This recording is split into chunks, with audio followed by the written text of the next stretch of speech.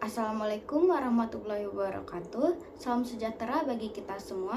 Perkenalkan, saya Zahra Aulia Rahmah dengan NIM 4322 4010 124, Prodi S1 Akuntansi. Yang terhormat selaku dosen pengampu di mata kuliah Kewarganegaraan, Dr. Edi Siregar, SPD SMNMM. Pada kesempatan kali ini, izinkan saya memaparkan hasil rangkuman modul 1 hingga 6 dengan judul Memahami Hak dan Tanggung Jawab Warga Negara. Pertama, pengertian warga negara dan etika berwarga negara. Menurut KBBI, warga negara adalah penduduk suatu negara yang memiliki hak dan kewajiban penuh sebagai warga negara.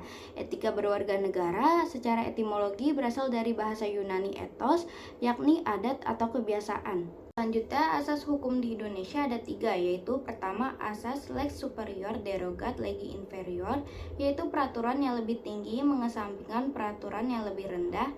Kedua, asas lex specialis derogat legi generali, yaitu hukum khusus mengesampingkan hukum umum. Ketiga, asas lex posterior derogat legi priori, yaitu peraturan yang lebih baru mengesampingkan peraturan yang lama. Negara adalah organisasi yang dibentuk melalui kesepakatan masyarakat untuk menciptakan keteraturan. Fungsinya meliputi: pertama, pertahanan dan keamanan; kedua, pengaturan dan ketertiban; ketiga, kesejahteraan; keempat, keadilan. Unsur-unsur negara meliputi penduduk, wilayah, dan pemerintahan. Sifat organisasi negara ada memaksa, monopoli, totalitas. Klasifikasi negara: pertama, berdasarkan jumlah penguasa, yaitu monarki, aristokrasi, demokrasi. Kedua, berdasarkan bentuk, yaitu kesatuan dan federasi. Ketiga, berdasarkan sistem pemerintahan, yaitu presidensial, parlementer, junta militer.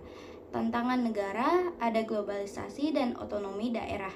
Pengertian identitas nasional. Identitas nasional mencerminkan ciri khas suatu bangsa yang membedakannya dari bangsa lain, seperti bahasa, bendera, dan sebagainya. Kedua, unsur pembentuk identitas nasional, yaitu ada sejarah, suku bangsa, kebudayaan, bahasa. Pengertian demokrasi. Demokrasi berasal dari bahasa Yunani, yaitu demos artinya rakyat dan kratos artinya kekuasaan, yang berarti kekuasaan rakyat.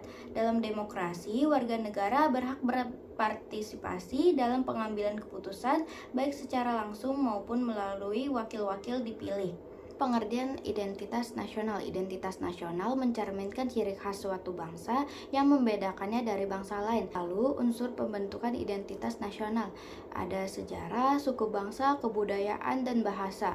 Demokrasi berasal dari bahasa Yunani, yaitu demos artinya rakyat dan kratos artinya kekuasaan, yang berarti kekuasaan rakyat.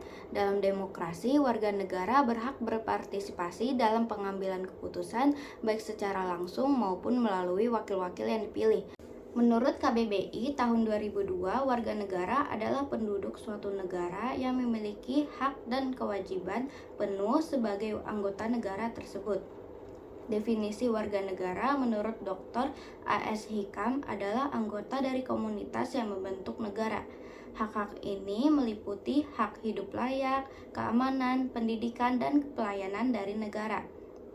Asas kewarganegaraan menentukan status seseorang sebagai warga negara. Terdapat 2 kelompok asas kewarganegaraan yang diatur dalam UU Nomor 12 Tahun 2006.